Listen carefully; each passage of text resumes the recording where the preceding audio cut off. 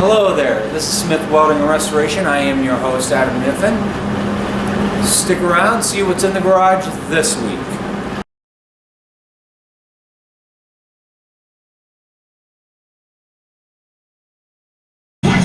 Alright, Chevy Silverado. Now what we're going to end up doing is we're going to treat that rust right there. Get a little fiberglass. It'll stay down for a while. We'll end up treating that even though it wasn't called for on the ticket. We got to pull this all out, and basically this is what happened. I gave the gentleman an estimate. He came back to me with essentially a counter offer. The counter offer basically means less steel replacement for me, which is like there's some steel down there that's going to need replaced.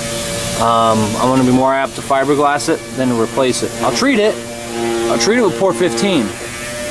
This is kind of what we're looking at now, how we're shagging and running. My big process is to get this door straightened out a little more and start working on this cab corner. There's some other damage on the passenger side with the rocker and the wheelhouse as well. I'll show you. Okay, rust repair and collision on Silverado. We got a dinger back there we're going to take care of. Our job on this project is bedsides, rocker panels. We're taking upon a cab corner on this side. We're taking it upon ourselves to do the lower door sections. I was supposed to be done with this yesterday. You ever have those projects that fight you? Tooth, nail, and worse? We get those. Probably 1 in 10 wants to fight you.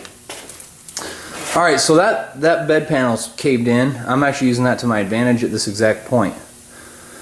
Otherwise we'd have to move it.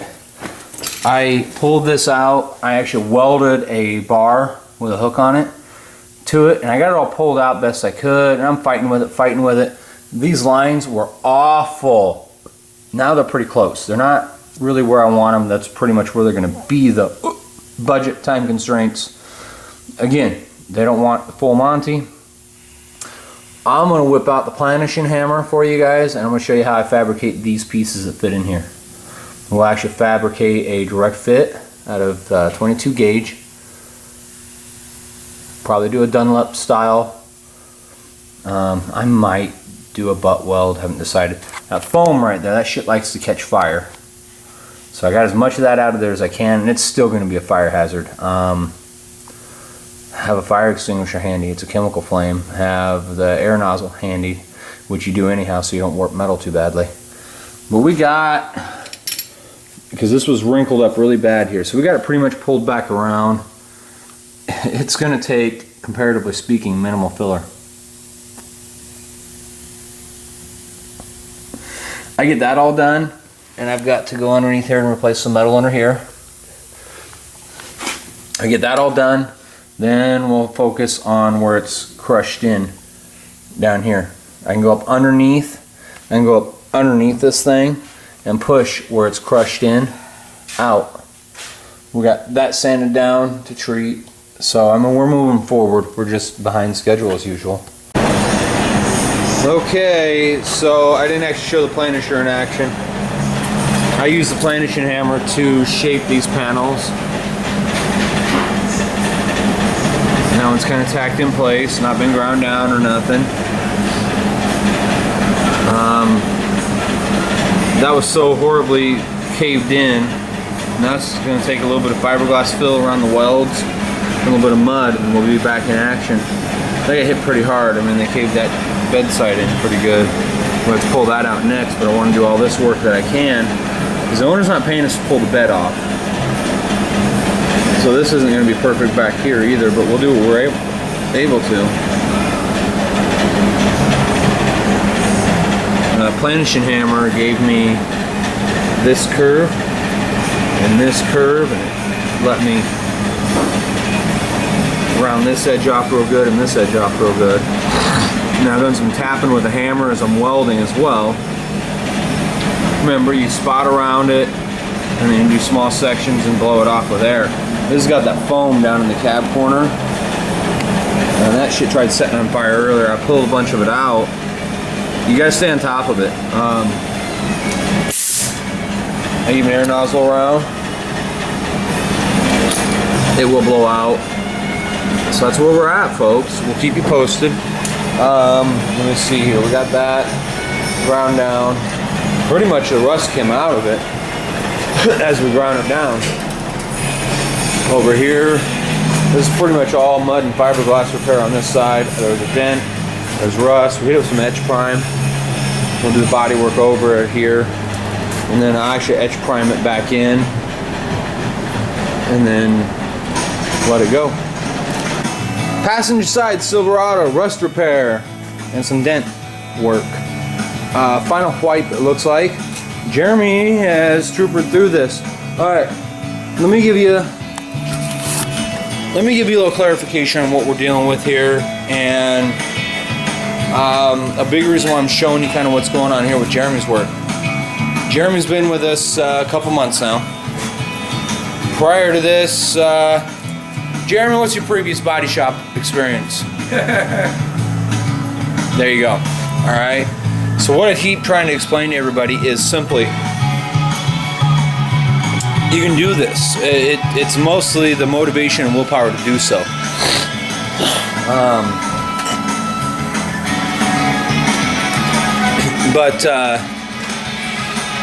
Jeremy ground all this down. Basically did all the work. I've checked up on it. You got a lump here, you got a lump there, you need a final wipe there. Grind that down a little more. Your basic critiques, okay? And past that, which is nothing more than what you got from me right now. Make sure it's all smooth and lays out and blah, blah, blah. So over here, I want to show you, Jeremy's done a second wipe in these affected areas. We're kicking its ass. What's kicking our ass is underneath this bad boy. I'm gonna turn the light on and crawl underneath this truck. You see that? That's the outer rocker. And we cut it off, okay? And there's some inner rocker. You see that there? Inner rocker we're replacing. I bent a piece of steel. Cleaned up the inside of that. I don't know, I'm not really getting the camera in there. Let's see how well this works. Can you see a darn thing? Not much. Anyhow, we got a small piece of steel bent and put up in there, so I got a flange to weld the outer rocker I fabricated. Again, the outer rocker I built, let's see here. That outer rocker that I built, I shaped it with a planisher to give it all of the contour it needs. So that's where we're at right now, folks. I'm gonna finish cutting up this sheet metal and getting it stitched in. Once it cools down, I'm going to seam seal where I welded, and then I'm going to undercoat the area affected, okay? That will be the finished product out the door. What you'll probably see is an outside shot of what we've done, a little bit of body work, and etch primer. We're using SIlverado can etch primer, small job type of deal. We did disconnect the battery on this automobile before we started welding on it. Always disconnect your battery before you weld on it.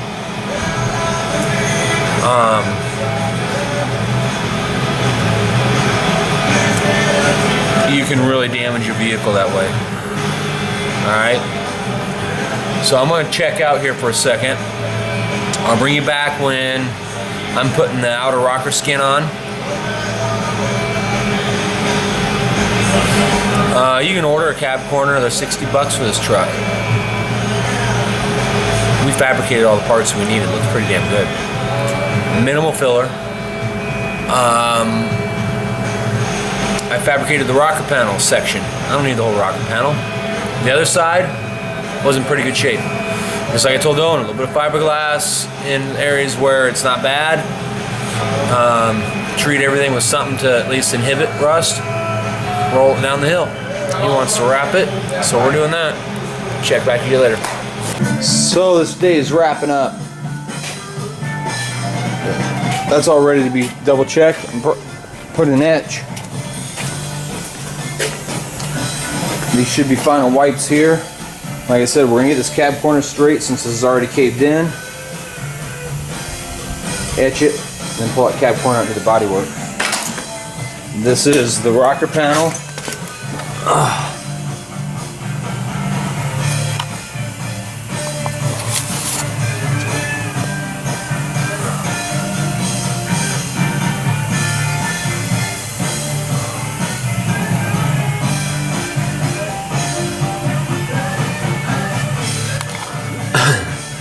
And we shaped all that with the planisher.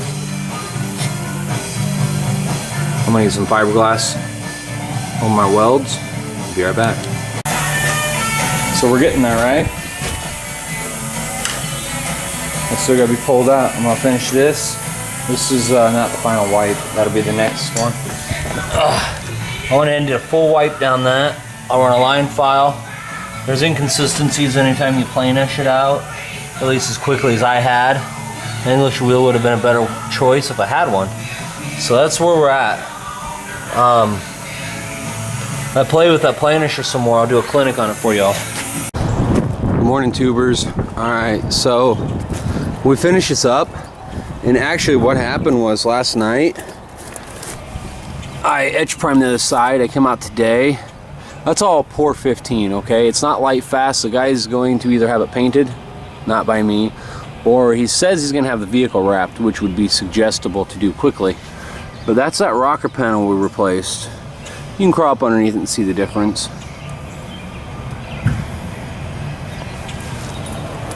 But aside from that, there's dust particles in it. They're not gonna hurt anything. It's the nature of pour 15. It takes forever to dry. It stays oily and tacky forever. This side, down there. So, I don't know. You may be pissy. Owner may be pissy, I don't know.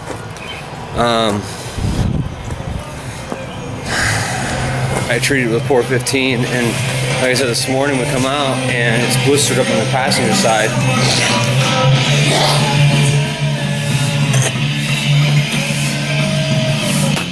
So there's apparently water trapped in between the layers. I'm sorry. I got allergies kicking my ass, and we kicked up a shitload of dust cleaning the shop up and getting stuff out. So the pour 15 underside, okay, treated, it's good. The big areas of rust, treated, that's good. We ran into an issue, the etch primer I put on the outside of the passenger I showed you last night. It started blistering because there was moisture in there, so we shot everything with pour 15 again. In, out, everything. Yes, I use a gun to shoot pour 15 with. I use an old-fashioned siphon feed bottom pot gun.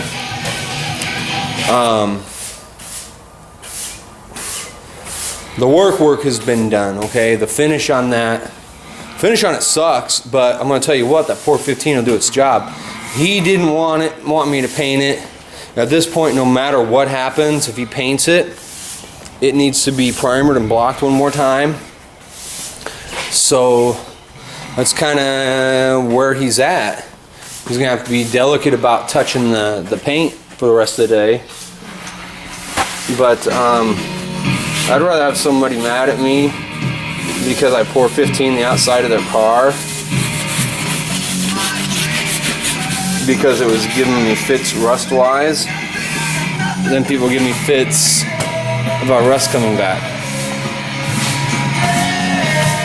So that's kind of where we're at. I kind of want to give you an update on that SIlverado. Internet's been down this week. It just is. It's back on, so I'm going to go ahead and get some edited footage out there to you guys. All kinds of stuff. Sunday morning coffee should be interesting too. You have lots to watch from me this weekend. Thank you.